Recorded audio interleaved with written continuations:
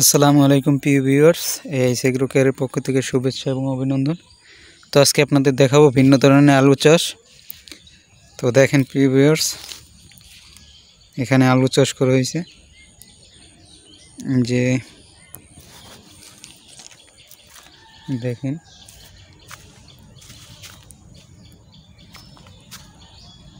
দেখেন এই সাইডে একরকম করা হয়েছে আর এই সাইডে একরকম করা হয়েছে। এটা হচ্ছে কচুরিপানা দিয়ে আলুর বীজগুলো ঢেকে রাখা হয়েছে। আর এখানে মাটিগুলো ঝুরঝুরে করে মাটি দিয়ে ঢেকে রাখা হয়েছে আসলে দেখার জন্য যে এখানে কীরকম আলু হয়। তো পরীক্ষামূলকভাবে করা হয়েছে। তো এটা অবশ্য ধান ক্ষেত, এখানে ধান চাষ করা হয়। দেখেন ভিউয়ার্স, এটা হচ্ছে পুরো ধান ক্ষেত। এখানে আশেপাশে কোনো চাষাবাদ সবজি চাষাবাদ হয় না। তো এ পর্যায়ে দেখার জন্য যে এখানে কী রকম ফলন হয়, তো সেক্ষেত্রে আলু চাষ করা হয়েছে। তো আরও আছে এখানে দেখাই, এটা পুরো প্রায় 10 থেকে 12 শতাংশ জমি আছে। তো এখানে অলরেডি কোপাইয়ে রাখা হয়েছে, মাটিটা একটু শুকনো হলে ঝুরঝুরে করা হবে, এখানে পেঁয়াজ দেওয়া হবে। তো এই সাইডে অবশ্য আরও পেঁয়াজ চাষ করছি। দেখেন ভিউয়ার্স, এখানে পেঁয়াজ দেওয়া হয়েছে। দেখেন, তো পেঁয়াজটা সকালে রোপণ করা হয়েছে। তো দেখেন, সকালে রোপণ করে পানি দেওয়া হয়েছে সাথে সাথে। তো আপনারা যদি পেঁয়াজ চাষ করেন, মাটিগুলো এভাবে ঝুরঝুরে করে নেবেন এবং যখন পেঁয়াজ রোপণ করবেন, টোটাল আপনারা বীজ উঠানো আর রোপণ করা একদিনের ভিতরে কমপ্লিট করার চেষ্টা করবেন, যাতে রোপণ এবং বীজ উত্তোলন একসাথে করা যায়। সেক্ষেত্রে বীজটা শুকাবে না, মারা যাবে না, টাটকা থাকবে। দেখেন, এটা সকালে রোপণ করে পানি দেওয়া হয়েছে। এখন দুপুরের টাইম, আজকে শুক্রবার, জুমার নামাজ পড়ে আপনাদেরকে ভিডিওটা দিতেছি। তো যে বীজগুলো ওঠানো হয়েছে দেখেন, এগুলো সম্পূর্ণ জায়গায় হয় নাই। আর যেগুলো এই যে দেখা যাইতেছে সাদা মাটি, তো এগুলো এখনও রোপণ করা হয়নি। ওইটা বিকালের দিকে রোপণ করা হবে। তো এটা যেহেতু বীজ হয়নি, সেহেতু ওইটা লাগানো হয়নি। তো এটা এমন সিস্টেমে পেঁয়াজ রোপণ করা হয় যেটা একদিনের ভিতরেই কমপ্লিট করতে হয়, পানি দেওয়া এবং রোপণ। তো এটা সময় হয়নি দেখে এটা আপাতত বন্ধ আছে। তো এখানে আরেকটা দেখাই, তো এখানে ভুট্টা গাছও লাগানো হয়েছে সাইডে সাইডে। দেখেন ভিউয়ার্স, এই যে দেখেন, এগুলো কিন্তু ভুট্টার চারা। এই যে দেখেন, সাইডে ভুট্টা দেওয়া হয়েছে। তো এখন ছোট ছোট, তেমন একটা ভালো বোঝাইতেছে না। 2 সপ্তাহ গেলে যখন গাছগুলো একটু বড় হবে, তখন আপনারা বিষয়টা বুঝতে পারবেন। আপনারা চাইলে এভাবে করতে পারেন, পেঁয়াজের সাথে ভুট্টা চাষ। দেখেন এইভাবে সাইডে, এটা কিন্তু পেঁয়াজের পাশে, এই দেখেন পেঁয়াজ এরকম লাগানো হয়েছে। আর ভুট্টা গাছ সাইডে সাইডে সাইড থেকে এরকম প্রতি 2 হাত পর পর, 1 হাত পর পর দেওয়া হয়েছে। দেখেন, এই একটা, এই সাইডে একটা, এই দেখেন। তো আপনারা চাইলে এভাবে করতে পারেন। দেখেন ভিউয়ার্স, তো এটা অবশ্য পরীক্ষামূলকভাবে করা হয়েছে, দেখার জন্য কিভাবে হয়। এই সাইডেও পেঁয়াজ লাগানো হবে, মাটিটা এখনও ভিজা। তো এখানে অবশ্য অল্প জায়গা, প্রায় 10-12 শতাংশ। সেক্ষেত্রে ট্রাক্টর দিয়ে চাষ করা যায় না, নিজেদেরই কুপিয়ে মাটি, এই দেখেন কুপিয়ে রাখা হয়েছে। মাটিটা যখন শুকাবে তখন এগুলোরে ভেঙে গুঁড়ো করে তারপরে রোপণ করা হবে। যখন বড় করে করা হবে তখন অবশ্য ট্রাক্টর নিয়ে আসা হবে। তো তখন আপনাদের সকল ভিডিও চ্যানেলে আপলোড করা হবে। আপনারা চ্যানেলটি সাবস্ক্রাইব করে পাশে থাকবেন। তো দেখার জন্য আপাতত এবছর দেখা হবে যে কী পরিমাণে হয়। মোটামুটি ফলন ভালো হলে ইনশাল্লাহ নেক্সট বছরে বেশি করে রোপণ করা হবে। তো তখন সকল ভিডিও আপনাদের দেওয়া হবে। তো এখানে দেখেন আরও কিছু গাছ আছে। এই দেখেন, এটা হচ্ছে বেগুন গাছ। সকল গাছই লাগানো হয়েছে। দেখেন, এই যে এগুলো হচ্ছে বেগুন গাছ। সাইডে আবার দেখেন, এই সাইডে টমেটো গাছও আছে। দেখেন, টমেটো গাছ। তো আপনারা চাইলে যদি কারো এরকম বাড়ির পাশে যদি এরকম ধান ক্ষেত থাকে, যখন শীতের মৌসুমে এরকম ধান উঠে যায়, তারপরে আপনারা চাইলে এরকম বেড়া দিয়ে এরকম করতে পারেন। এরকম করতে পারেন। দেখেন ভিউয়ার্স, এখানেও মরিচ গাছ রোপণ করা হবে। তো এটা জায়গা প্রস্তুত করা হইতেছে, দেখেন। তো এখানেও আলু দেওয়া হয়েছে। এখানে পুরো ভিন্ন ধরনের, এখানে মাটি কোপানো হয় নাই, এটা পুরো একবারে যে খ্যার, মানে ধানের ধান গাছ শুকানো খ্যার বলা হয় আমাদের এদিকে। এগুলা পুরা খ্যারের ভিতরে আলুর বীজগুলো দেওয়া, আলুর বীজগুলো দিয়ে ঢেকে দেওয়া হয়েছে। তো এটাও দেখার জন্য যে কোনটা কীরকম হয়।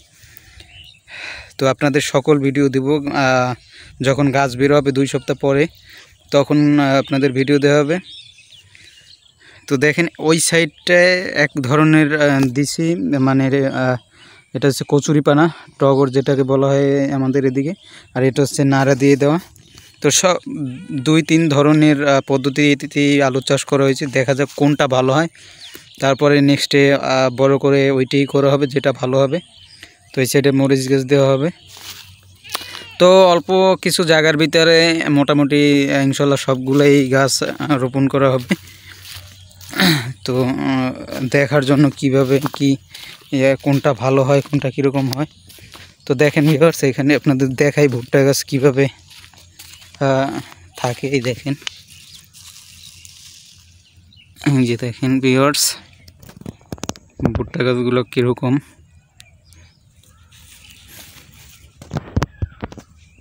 দেখেন ভুট্টা গাছগুলো কত সুন্দর দেখা যাইতেছে। গাছের শিকড়গুলো দেখেন একবারে স্পষ্ট, খুবই সুন্দর শিকড়গুলো দেখা যাইতেছে। গাছগুলো অনেক সুন্দর। তো এখানে অবশ্য 2 ধরনের গাছ আছে, দেখেন। এই যে একটা হচ্ছে হলুদ ভুট্টা গাছ, আর একটা হচ্ছে লাল। এই যে আপনারা বীজগুলো সাইড থেকে দেখতে পারতেছেন হয়তো, দেখেন এই সাইডটা দেখা যায় পুরো লাল ভুট্টা, ভিতরের দিকে লক্ষ্য করে দেখবেন। আর এই সাইডটা দেখেন কিছু কিছু দেখা যায় হলুদ হলুদ, সেইটা হলো হলুদ ভুট্টা।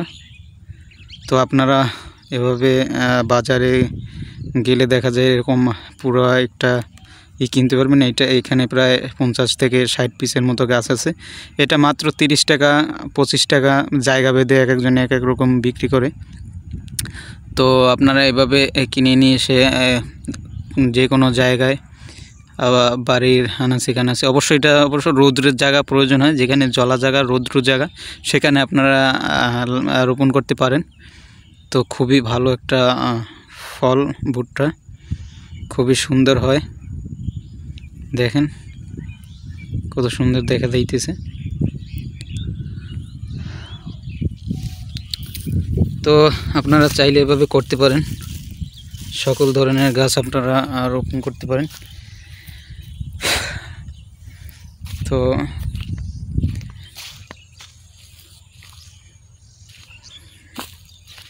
এখানে দেখেন আরেকটা গাছ আছে, দেখেন এই যে গাছগুলো দেখা যাইতে, এগুলো শশা গাছ। তো আপনারা চিনবেন হয়তো। আর এই সাইডে একটা করে ভুট্টা গাছ দেওয়া হয়েছে। তো ভুট্টা শশা একত্রে আপনারা এভাবে করতে পারেন। প্রতিটা দেখেন, এই যে দেখেন খুবই সুন্দর হইতেছে। এখানে ভুট্টা গাছ প্রতিটা গর্তে আপনার শশা এবং ভুট্টা দেওয়া হয়েছে গর্ত করে। এখানে কিভাবে করতে দেখেন, এখানে দেখেন এগুলো হচ্ছে ছাগলের লাদি বলে, আমরা এখানে গরুর ফার্স, ছাগলের লাদি মিশিয়ে দিয়ে TSP, MOP, urea, gypsum mix করে মাটিটা ঝুরঝুরে করে 1 সপ্তাহ পরে আবার মাটিটা উল্টিয়ে দিয়ে, মানে লাড়া দিয়ে তারপরে রোপণ করেছি, যাতে মাটির গ্যাসটা না থাকে। তো আপনারা চাইলে এভাবে করতে পারবেন। প্রতিটা মানে 3-4 রাত পর পর এদের দেখেন, এই যে 3-4 রাত পর পরে এরকম গর্ত করে দেওয়া হয়েছে, দেখেন।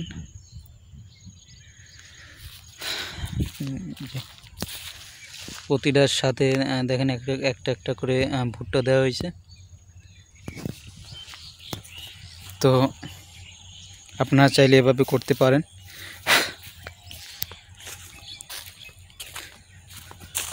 যে দেখেন গাছগুলো খুবই সুন্দর। তো আপনারা চাইলে এভাবে গাছগুলো রোপণ করতে পারেন। দেখেন পুরো এই যে 12% জায়গার মতো পরীক্ষামূলকভাবে এখানে করা হয়েছে। তো সকল ভিডিও আপনাদের দেওয়া হবে, আপনারা সাথে থাকবেন।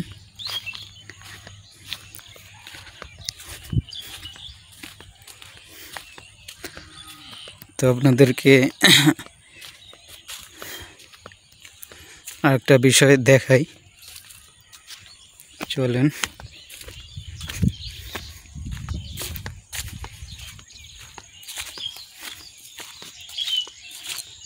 যারা এভাবে আলু চাষ করছেন এরকম সার দিয়ে অল্প জায়গায় আর কি, যারা সাধারণত নিজেদের চাহিদা মেটাবার জন্য, তারা অবশ্য এরকম করে দেখতে পারেন যে কীরকম ফলন হয়। আর তার সাথে আপনারা দেখেন এই সাইডে আপনারা এই যে প্রতিটা সাইড দেখা যাইতেছে, সাইডের থেকে আপনারা যদি কিছু ভুট্টা চারা এরকম যে গাছগুলো আমি দেখেছি ওইরকম মানে এরকম সাইড থেকে প্রত্যেকটা সাইডের সাইড থেকে যদি এক হাত পর পর এক একটা গাছ রোপণ করে দেন, দেখা যায় একই জায়গায় আপনারা 2টা ফসল উঠাইতে পারবেন। খুবই ভালো হবে অবশ্য। আলু যেরকম ঝুরঝুরা মাটিতে ভালো হয়, আর ভুট্টা গাছও সেরকমই রৌদ্রের জায়গা পছন্দ করে। তো আপনারা এরকম সাইডের পাশ থেকে এক হাত পর পর আপনারা ভুট্টা গাছ রোপণ করে দিতে পারেন। আমি অবশ্য দিব, সেক্ষেত্রে পরে নেক্সট টাইমে আপনাদের ভিডিও দিয়ে দেখাবো যে কীরকম রোপণ করেছি। তো চ্যানেলটি সাবস্ক্রাইব করে পাশে থাকবেন। তো আজকে পর্যন্ত, আল্লাহ হাফেজ।